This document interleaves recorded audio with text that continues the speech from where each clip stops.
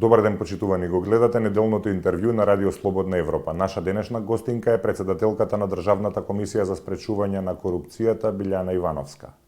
Господја Ивановска, за некој ден се навршуваат 4 години од изборот на овој состав на комисијата. Колку сте задоволни од ефектите од вашата работа?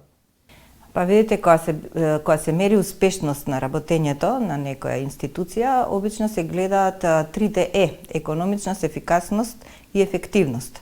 Ја можам да кажам дека ние многу економично и многу ефикасно си ја сработивме нашата работа, а крајните ефекти не можам да кажам дека сум целосно задоволна, затоа што не зависат само од нас.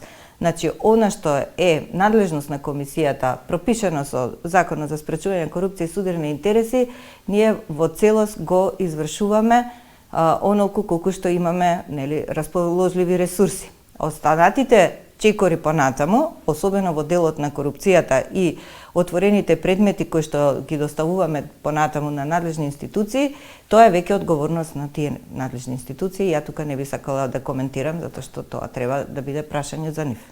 Колку иницијативи, например, за криминално гонење сте поднеле до обвинителството, а што направиле они? Па конечните статистики за 2022 година сега во моментот се подготвуваат. Имаме бројни иницијативи поднесено. За жал немаме нели соодветни одговори добиено од таа страна.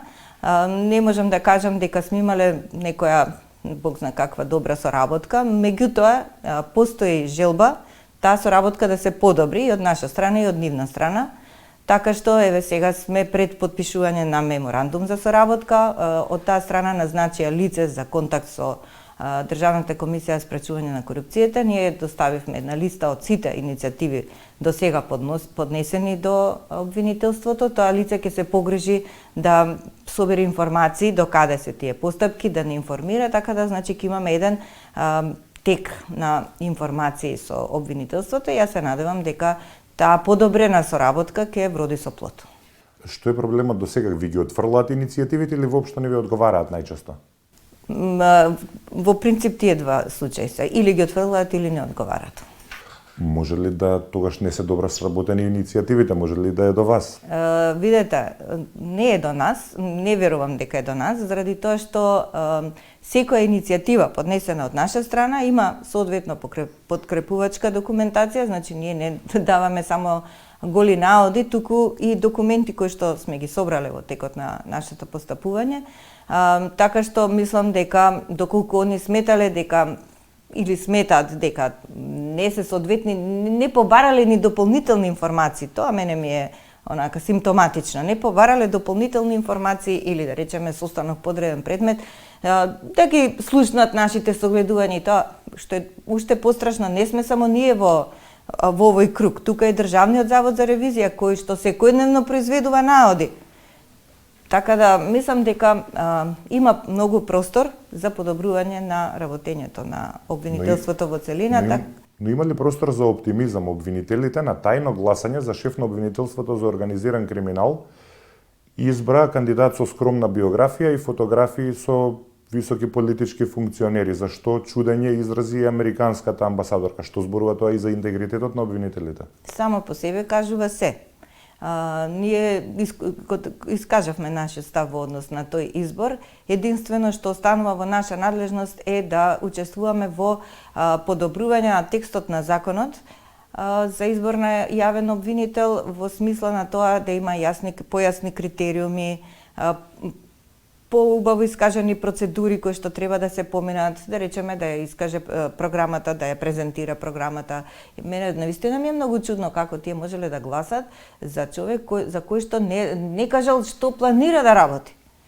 Нити пак има некакво минато работно искуство кое што е импресивно за јавноста и сега јавноста да очекува дека тој ќе даде некакви добри резултати. Значи, поедомната основа е малце нели проблематична. Можеби тој е добар обвинител, можеби ќе даде резултати, но за почеток, за да некој врши избор, треба пред се да ги има во предвид овие критериуми на некој начин. Да знае за кого станува збор, да знае што планира тој понатаму да направи, да има некакви критериуми, некакво оценување, Советот се побуни, Советот на јавни обвинители се побуни, затоа што оценките не се земале воопшто во предвид.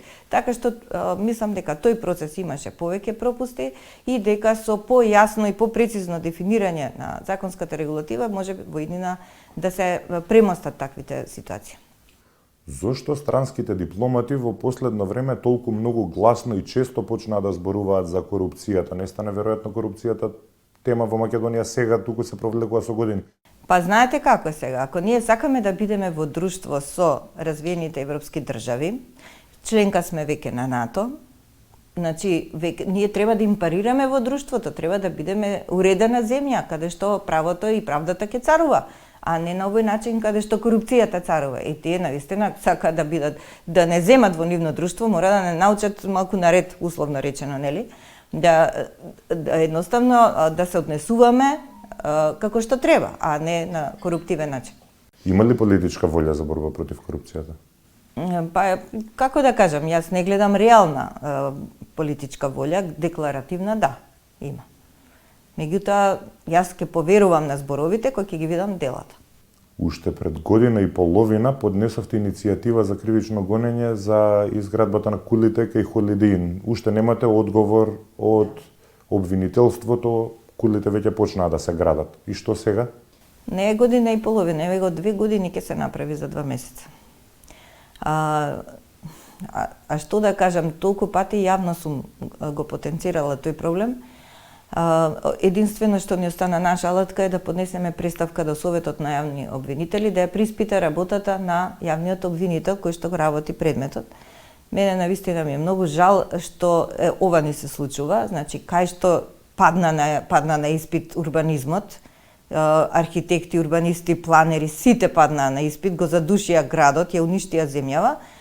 Уште дозгора паѓа на испити правосудниот систем, имаме неказнивост, односно забавена правда, можеби тие ќе досудат како што треба, меѓутоа таа правда ќе биде забавена и на крајот. И кога ќе досудат, тие згради ќе бидат изградени, ќе бидат вселени. Така и тогаш кој ќе ја плати штетата и кој ќе им надоместува на тие граѓани ако се донесе одлука и да се руши. Значи пазете, ние сме земја во која што царуваат дивоградби. А тоа се ни уништува животната средина. Во случајот, конкретно во Холидин, вие имате донесено детален урбанистички план кој што не соодветствува со генералниот урбанистички план. Ги надминува параметрите. Значи таму ќе имате обично речено пренаселеност. Нити соодветен пристап сообраќаен, огромна пренаселеност, нити соодветно зеленило го нацртаа зеленилото по балкони, па таму ли ќе се шетаат луѓето, по тоа зеленило ли ќе се шетаат. Значи надвор од умот е сето, тоа е надвор од умот. Се унакажа и Скопје и Македонија и се живе дел.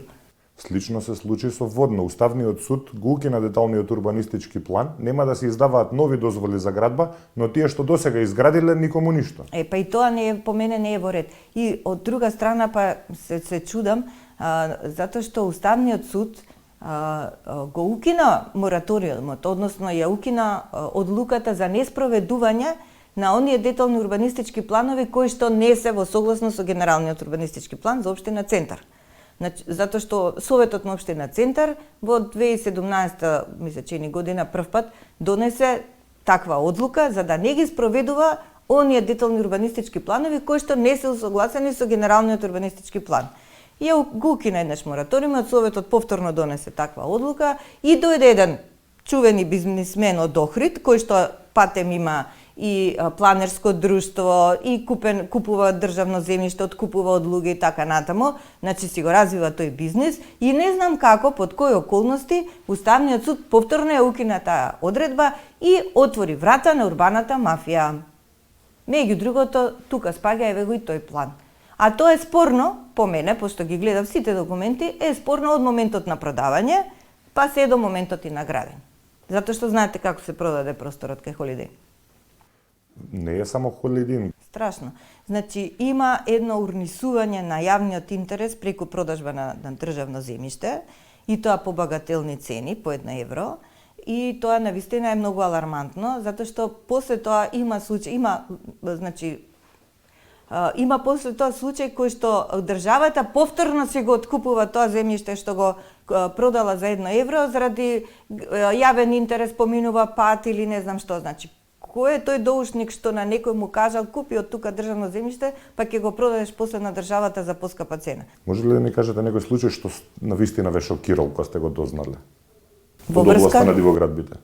Па како не, еве сега се чудиме што да правиме. Значи пуно е Маврово со дивоградби, Трница, Попова шапка, Галичица, значи и што ние да правиме ако државата не заземе став? Еве, ние ќе дадеме иницијативи за одговорност, за кривично гонење, за се, меѓутоа не одлучуваат понатаму надлежните институции, што значи дека државата еднаш треба сама со себе да расчисти што ќе се случува со дивоградбите. Законот, знаете, се донесе во собраниска процедура, претседателот него подпиша, се врати назад. Ние исто така организиравме јавна дебата во однос на дивоградбите и многу јасно кажавме, дадовме препораки на кои што би требало и мора да се почитуваат ако сакаме државава да ја ставиме некој ред.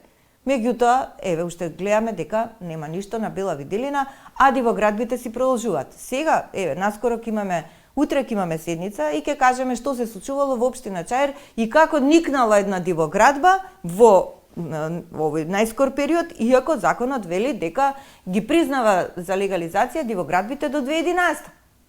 А сега ова се случува во последно време и општината дава дозвола за легализација. Па на што личи тоа? Ова не, значи државата самата себе си ги подкопува темелите на кои што треба да стои. Не може тој некој сам да дојде и да изгради зграда. Апсолутно. Треба да стои некој многу моќен позади. Значи апсолутно се согласувам. Се согласувам. Сам човек за нигде не па и за мафија. Така е. Оценивте дека министерот за надворешни работи Бујар Османи во предизборен период во 2021 година користел службено возило за партиски цели. Тој потоа реагираше дека физички е невозможно да се префрла од едно во друго возило кога година пауза на која што има право. Што и кажува тоа? Неетичко однесување на министерот, апсолутно. И еве ќе кажам она што го кажа еден евроамбасадор, дека во држава отсуствува политичка култура. Апсолутно. Значи имаат они донесено етички кодекс, се пофалија пред Европска комисија, испочитуваа препораката на Греко и владата донесе, па и уште и го напреди етичкиот кодекс за однесување на членовите на владата. Во етичкиот кодекс, мислам дека беше членот 13, кажува како треба да се однесуваат носителите на јавни функции во време на изборен процес. Крај, нема тука што. Значи прво, додека е работно време, не смее да се посветува на партиски активности, па ни на пауза. Иако е пауза, значи паузата е нешто приватно и трае половина час. А тој во 11:30 закажува пресконференција во партискиот штаб, од каде што изнесува државнички работи. Каква е таа пауза? Нема везе. И плюс, а паузата ако е приватна работа, не се оди со службено возило, значи кај нас постои еден принцип на персонализација на возилата со носителите на јавни функции, па сите за свој си ги сметаат. Не води тоа никаде. Ми мислам дека тука владата многу цврсто треба да застане во донесувањето на одлука кој, колку и зашто може да вози службено возило. Иначе вака отиде све расуло. Ви благодарам на издвоеното време. Молам. Го гледавте неделното интервју на Радио Слободна Европа, почитувани. До гледање.